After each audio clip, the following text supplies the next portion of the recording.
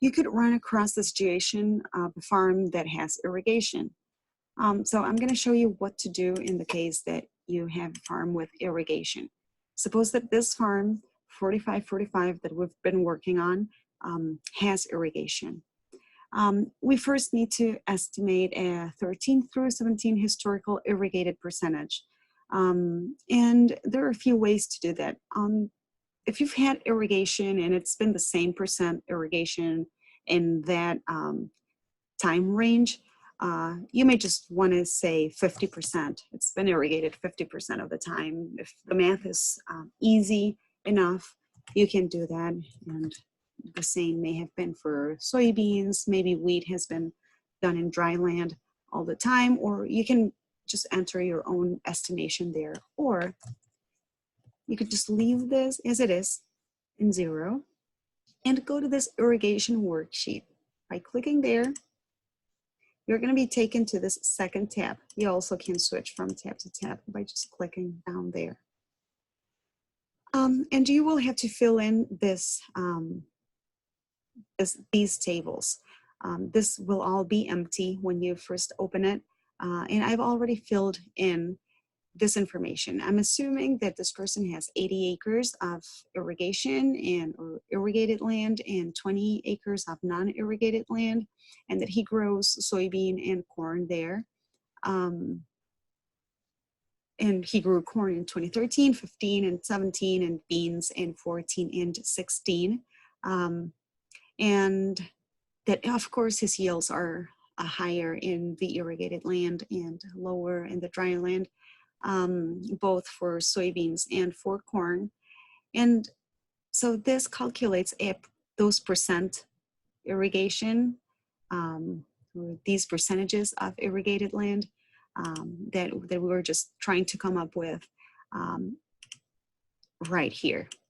So if you can't come up with like a percentage of your own, or if you only have had irrigation since, say, 2015, and before it used to be 100 of total acres, and they were all dry land, and you were getting like, I don't know, 120 bushel an acre, then it may get harder and harder to get those percentages. And so that's handy to have. In order for that to be imported, you can go back to the Farm Bill calculator, and you can say import data.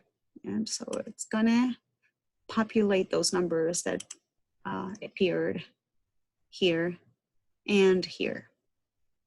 Another thing that you have to do once you are done with this part is scroll down and make sure this is representative of this farm.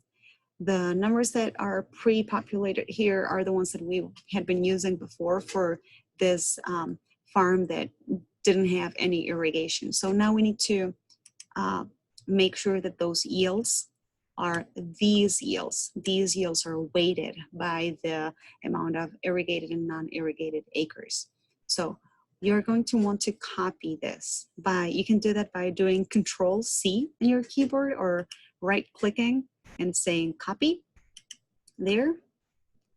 And you can go back here and with your right button in your mouse, say paste just the values. So click there, and those yields, those weighted yields will be pasted there. We're gonna have to do the same for soybeans. Weighted yields, copy, and paste. Just the values. We don't want to carry formulas forward.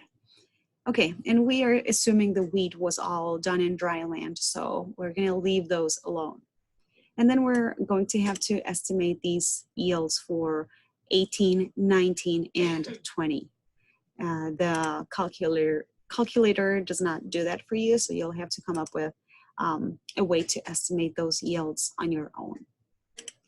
But it's easier to do once you have these numbers already in there.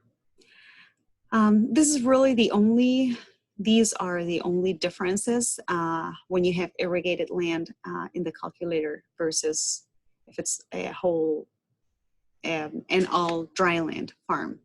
So I hope this was useful and this makes you get a better idea of what program works best for you. So thank you for watching the video and good luck signing up.